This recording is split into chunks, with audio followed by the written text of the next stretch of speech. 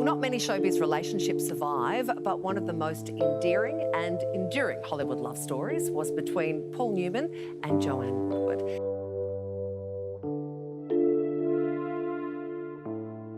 For years, Joanne Woodward kept quiet while the world swooned over her marriage to Paul Newman, the Hollywood heartthrob every woman wanted and the man she somehow managed to keep. Their love story was painted as flawless, almost sacred. But at 95, Joanne isn't holding back anymore. She's finally spilling the truth about life with Newman, and what she reveals shatters the fairy tale everyone thought they knew. From Georgia roots to Hollywood heights. Before the world labeled her as Paul Newman's wife, Joanne Woodward was just a Southern girl chasing big city dreams. Born Joanne Gignilliot Trimier Woodward on February 27, 1930 in Thomasville, Georgia, she came into the world with a name that carried weight.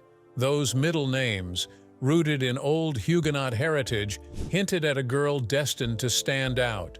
But it wasn't heritage alone that set her path. Her mother's obsession with the silver screen lit the spark. Eleanor Woodward loved movies so much that she named her daughter after Hollywood royalty, Joan Crawford, planting ambition right into her child's name. Joanne grew up with one brother, Wade Jr., and a restless spirit that never stayed in one town too long. Her childhood carried her from Thomasville to Blakely to Thomaston before the Woodwards finally landed in Marietta, Georgia. There, Joanne attended Marietta High School, where she first found her stage, one she would never really leave behind. She never forgot her roots either. Even after fame found her, she stayed loyal to her hometown, showing support for Marietta High and the city's Strand Theater. But her love affair with Hollywood didn't start in a classroom. It began one electric night in Atlanta. 9-year-old Joanne found herself at the premiere of Gone with the Wind. Swept up in the chaos of flashing lights and star-studded arrivals, she darted into the parade of actors and without hesitation plopped herself onto the lap of none other than Laurence Olivier. At the time, he was the partner of Vivien Leigh, the movie's legendary leading lady. Most kids would have been yanked away by security, but Joanne, she made herself unforgettable. Decades later, when she worked with Olivier in a 1977 TV production of Come Back Little Sheba, she reminded him of that moment. He looked at her and confirmed he remembered the bold little girl who stole a seat on his lap. Joanne's teenage years took a sharp turn when her parents divorced, forcing yet another move, this time to Greenville, South Carolina. At Greenville High, she graduated with more than just a diploma. She left with experience from the Little Theater, where she proved she wasn't just a dreamer, she was a performer. Her passion carried her to Louisiana State University, where she majored in drama and joined the Chi Omega sorority, sharpening her craft before setting her sights on the only stage big enough for her ambitions, New York City. Once there, Joanne didn't waste time. She planted herself right where talent was made, studying at the Actors Studio and training under Sanford Meisner at the neighborhood playhouse. She wasn't just learning lines, she was carving herself into an actress who would one day leave her own stamp on Hollywood. She wasn't Paul Newman's wife yet. She wasn't the Oscar winner or the picture-perfect half of America's favorite couple. She was just Joanne, the Southern girl who once stormed a movie premiere, chased down her dreams, and refused to be ordinary. But ordinary was never in the cards for her. The restless fire that had carried her from Greenville to LSU to the streets of New York was only just beginning to blaze. The girl who had once watched stars from the outside was now stepping into their world, determined to make space for herself, stealing the stage and the screen. By the early 50s, Joanne Woodward was no longer the little girl crashing movie premieres. She was clawing her way into the industry for real. In 1952, she landed her very first television appearance on Robert Montgomery Presents in an episode called Penny. It wasn't shiny, it wasn't headline-making, but it was a start. Soon she was hustling her way onto stages, auditioning non-stop until she scored a gig as an understudy for the William Inge Drama Picnic in 1953 and 1954.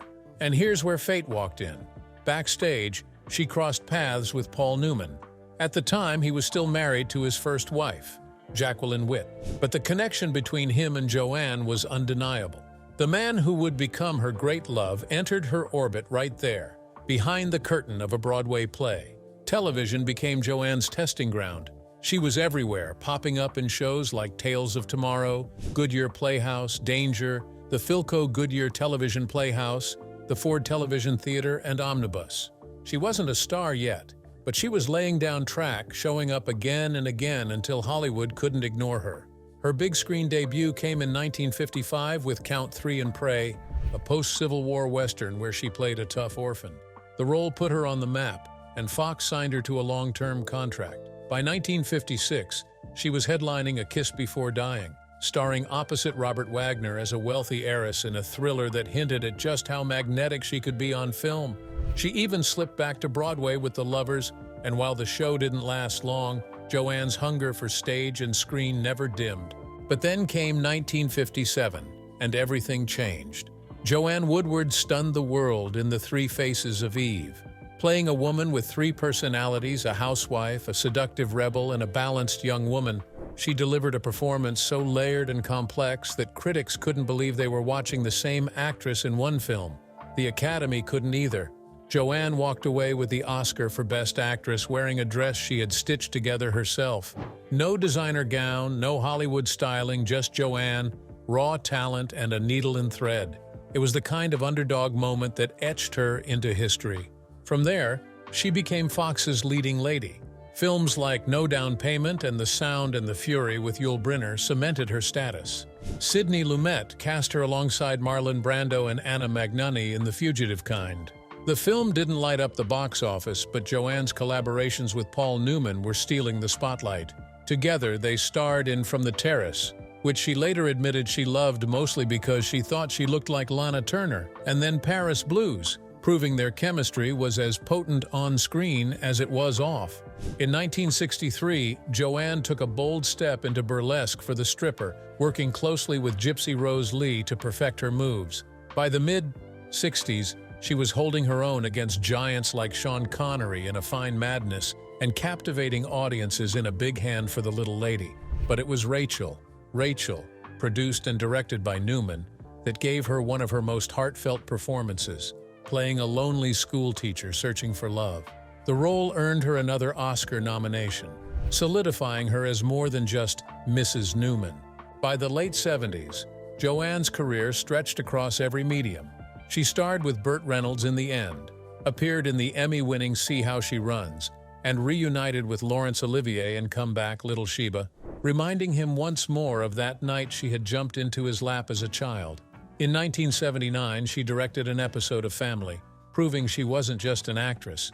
She had the chops to run the show, too. The 80s kept her busy.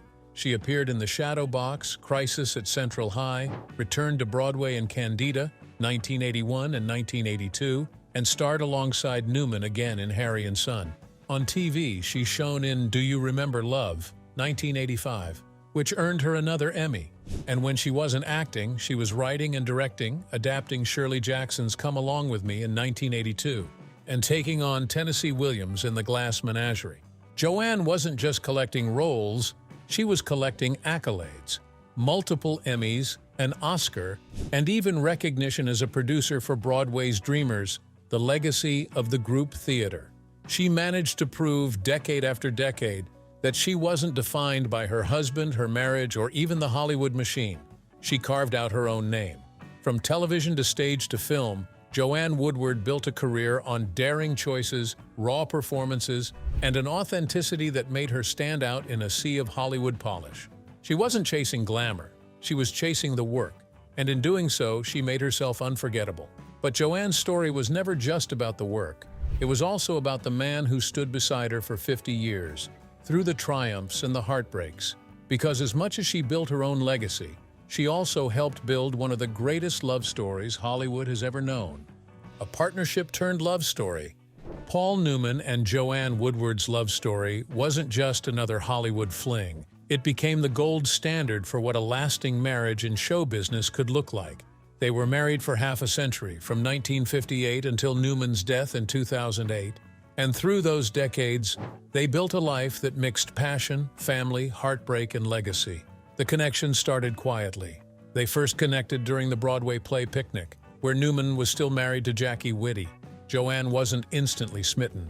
Years later, she described how she hadn't been bowled over by his looks at first, though she eventually compared him to an ice cream soda on a sweltering day, something so perfect it was impossible to resist. It wasn't until they reunited on the set of The Long Hot Summer in 1957 that friendship turned into something undeniable. Soon after Newman's first marriage ended and he and Joanne stepped into a new life together. They tied the knot in Las Vegas on January 29, 1958, and Joanne instantly became stepmother to Newman's 3 children, Scott, Susan, and Stephanie, from his first marriage. Together, she and Newman added 3 more daughters to the family: Eleanor, Nell, Melissa, and Claire Clee. Their family life unfolded in Westport, Connecticut, far away from the chaos of Hollywood. Nell, their firstborn, arrived in April 1959, the same year Newman landed a lead role in The Young Philadelphians. Nell would later dabble in acting, using the name Nell Potts, before eventually founding Newman's own Organics in 1993. In 1961, the couple welcomed Melissa, who was born the very same day their film Paris Blues premiered in the U.S., a fitting twist for a family who lived and breathed film. Melissa, too, briefly followed her parents into acting. Then came Claire Clee in 1965, the youngest, who grew up passionate about horses and later became a nationally ranked equestrian before dedicating herself to her father's charitable work. As their family grew, so did their professional bond. In 1963, they left their mark, literally, at Grauman's Chinese Theater, pressing their hands and feet into the cement and signing his and hers beside their prints. Joanne had already made history as one of the original honorees on the Hollywood Walk of Fame in 1958, years before Newman got his star in 1994. Their marriage wasn't just built on fame or beauty, it had humor at its core. Joanne once explained that while Newman was undeniably attractive, what mattered most was his ability to make her laugh, and that was what sustained them. Newman himself put it in blunt terms when asked about fidelity, remarking that he had steak at home, so there was no reason to go out for a hamburger. Their careers often intertwined. Rachel in 1968 was one of their greatest collaborations. Joanne stared while Newman directed. That year, both husband and wife earned Academy Award nominations, one of the rare times a couple had been recognized together in that way. Their daughter, Nell, even appeared in the movie, playing a younger version of her mother's character. Joanne's performance in the effect of gamma rays on Man in the Moon Marigolds in 1972, directed by Newman and featuring Nell again, brought her a Golden Globe nomination and the Best Actress award at Cannes. But their story also carried tragedy. In 1978, Newman's eldest son, Scott, died at just 28 from an accidental overdose of drugs and alcohol. Newman later confessed that he had convinced himself Scott's behavior was only reckless youth and admitted to dropping to his knees more than once to beg his son's forgiveness. In Scott's honor, Newman established the Scott Newman Center, dedicated to drug abuse education. The loss marked the family deeply, but Newman and Joanne poured themselves even more into philanthropy.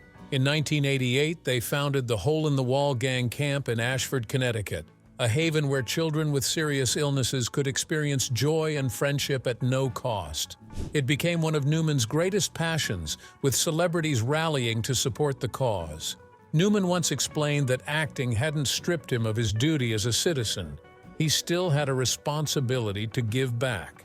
Even as their film work slowed, their presence together never faded.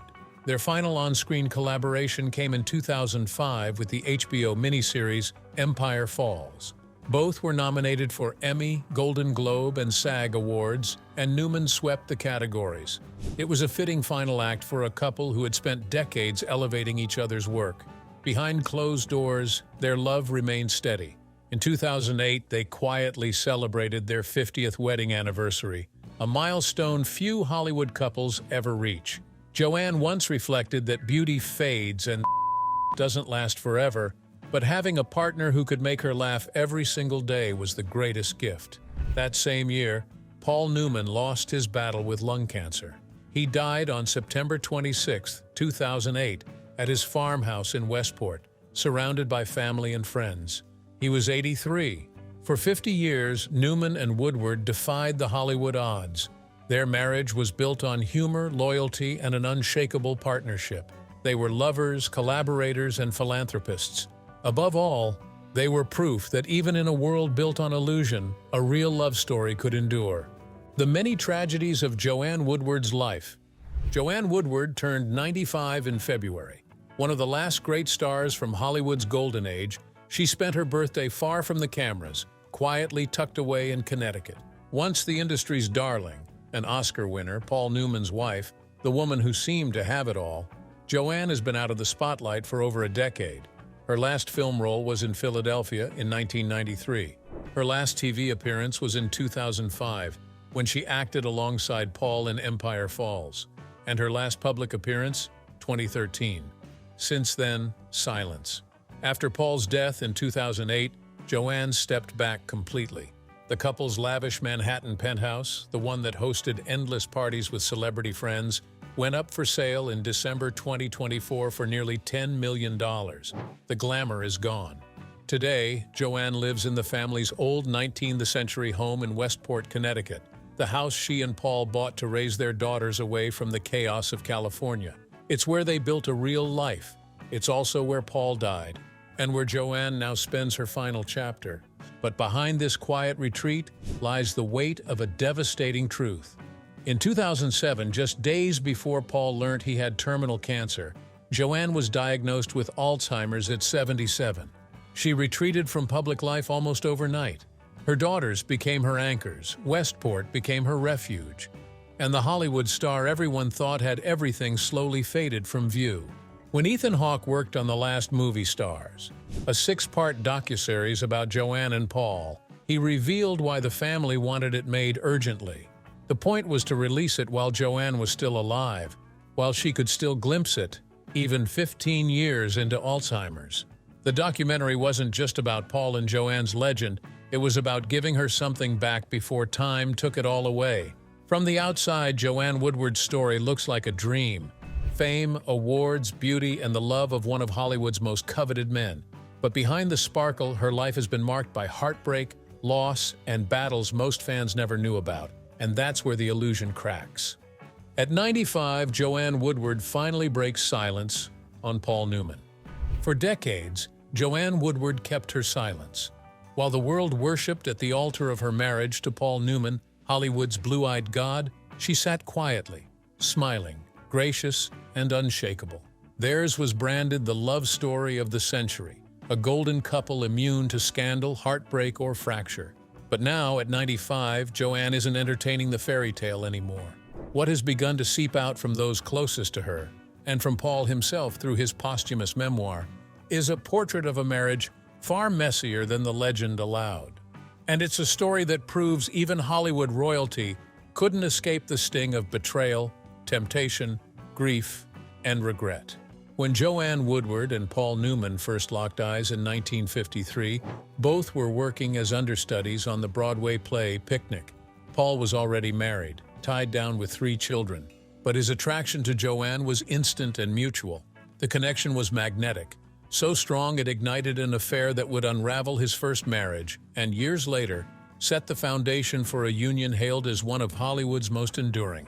By 1958, Newman had divorced his first wife, Jackie Whitty, and married Joanne in Las Vegas. They would go on to spend 5 decades together, raise 3 daughters, make 16 films as a pair, and weather storms the public rarely glimpsed.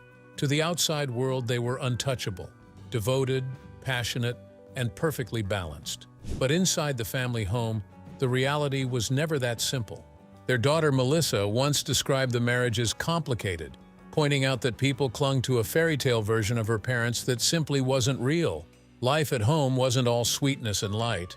There were long stretches of tension, arguments that simmered and flared, and moments where the marriage itself teetered on the edge. What held them together, Melissa admitted, was their refusal to quit, even in their darkest hours. The complications ran deeper than career pressures or clashing personalities. Paul Newman, for all his charm and charisma, carried heavy shadows. He was haunted by the death of his only son, Scott, who died at just 28 from an overdose of drugs and alcohol in 1978. That loss never left him, and guilt became a quiet, corrosive presence in his life. Then there was the drinking. Those closest to the couple recalled Paul's fondness for beer and whiskey, which often spiraled into full-blown binges.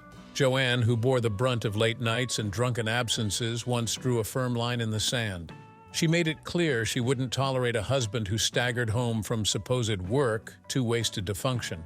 Either he pulled himself together, or she would walk away. Paul understood she wasn't bluffing. The pressures of Hollywood only complicated things further. Both Newman and Woodward were stars in their own right, constantly balancing the demands of fame with their private lives. But while Joanne often stepped back to prioritize their children and stability, Paul wrestled with the duality of being a family man and an adored symbol, pursued relentlessly by women who wanted to be the one to snag Hollywood's most desired man. Paul himself was brutally honest in his memoir, The Extraordinary Life of an Ordinary Man. In it, he didn't gloss over his flaws, nor did he protect his reputation. He admitted that Joanne had awakened a side of him that shocked even him. He described the early years of their marriage as drenched in passion, with a makeshift love nest Joanne had built in their Beverly Hills home. A room she dubbed the F Hut, furnished with a thrift shop double bed where they regularly indulged in wild intimacy, even while his kids were just down the hall. "We left a trail of lust all over the place," Paul recalled in one of the most candid confessions to ever surface from a Hollywood star. That lust, however, wasn't always confined to Joanne. Enter Nancy Bacon, a cocktail waitress turned Hollywood socialite, known in town by the nickname Bacon and Legs. Petite, seductive, and impossibly charming, she caught Newman's eye during the height of his career. Their alleged affair lasted for nearly 2 years, a secret that, according to Bacon herself, was hardly a secret at all. In Hollywood, everyone knew. Friends, directors, insiders. They covered for him. While Paul was telling Joanne he was working late, he was, according to Bacon, slipping into her home and spending night after night in her bed. For her, it was intoxicating. For him, it was a cocktail of guilt, desire, and alcohol. Newman was already battling his drinking problem during this period, often drowning his conscience in beer and whiskey. Bacon later claimed she always knew the affair would end, not because their passion ran out, but because his guilt eventually would. Rumors swirled in Hollywood, and while Newman snapped at journalists who dared to probe, the rumors of the infidelity found their way back to Joanne. For her, the betrayal cut deep. At one point, she reportedly considered walking away entirely, tired of the late nights, the drinking, and now the infidelity. Yet somehow, against all odds, she stayed. That decision to stay defined Joanne Woodward's life. She admitted later that being Mrs. Paul Newman was not easy. It came with constant battles, both public and private, good days and bad, sometimes in equal measure. But she also admitted that the good outweighed the bad. Their daughters echoed the same sentiment. Their parents' marriage was messy, complicated, and sometimes explosive, but it endured. They didn't walk away. They fought, and they fought hard. Paul, for his part, never stopped professing his devotion to Joanne. Even when women threw themselves at him, even when his symbol status meant endless temptation, he reminded the world he already had what he wanted at home. His famous line summed it up: "Why go out for a hamburger when you have steak at home?" Yet behind closed doors, Joanne bore the scars of being that steak, of being the anchor for a man who sometimes drifted, sometimes drowned. To the end of his life, Paul seemed captivated by Joanne. Friends described how his face lit up the moment she walked into a room and how her presence had the power to shift his mood entirely. They fought, yes, but they also loved each other with an intensity that neither could replicate elsewhere. And Joanne, though not hailed as a symbol like her husband, adapted to the role of a symbol's wife. She often brushed off the frenzy of attention Paul received, insisting she didn't feel threatened. But those closest to her knew that the cracks were real. She had built a fortress of grace and composure, but behind it lay the weariness of someone who had endured much more than the world ever knew. Now, at 95, living quietly in Westport, Connecticut, Joanne has no need to play the part anymore. The Manhattan penthouse she and Paul once used as their celebrity playground has been sold. Her last public appearance was more than a decade ago. Alzheimer's has dimmed the sharp wit and brilliance that once made her a force in Hollywood. But through family, through Paul's memoir, and through documentaries like Ethan Hawke's The Last Movie Stars, Joanne's truth is finally being revealed. The fairy tale is over, replaced by something more human, more painful, but also more powerful. Her daughters describe a mother who was always the rock, even when she nearly reached her breaking point. A wife who set boundaries, demanded respect, and refused to be swallowed by her husband's demons. A woman who chose to stay, not because the marriage was flawless, but because she was willing to fight for it, even when it nearly broke her. Paul, in his own words, admitted his flaws, his betrayals, and his weaknesses. Yet he also admitted his awe of Joanne, the woman who not only made him a husband, but, in his words, gave birth to a creature. The myth of their perfect marriage may have shattered, but what emerges in its place is something rawer, truer, a story of survival, endurance, heartbreak, and, yes, love. As Joanne reaches 95, her legacy is no longer tied solely to Paul's. She is more than the woman who stood beside Hollywood's golden boy. She is a survivor of love's brutal contradictions, a woman who endured an affair, a husband's drinking, the unbearable loss of a stepson, and the exhaustion of carrying a complicated marriage on her shoulders. The tragedy of Joanne Woodward's life is that the world never saw her in full while Paul was alive. She was the quiet half of a myth, the one who absorbed the blows so the fairy tale could shine. But now, as the truth unfurls, her silence speaks louder than any script ever could. At 95, Joanne Woodward is no longer the flawless wife in a golden marriage. She is something far more remarkable, the woman who lived it all, endured it all, and finally let the truth slip through the cracks. What are your thoughts on Woodward and Newman's relationship? Share your thoughts with us in the comments below. Don't forget to like, share, and subscribe. Also, click on the next video shown on your screen. You will enjoy it.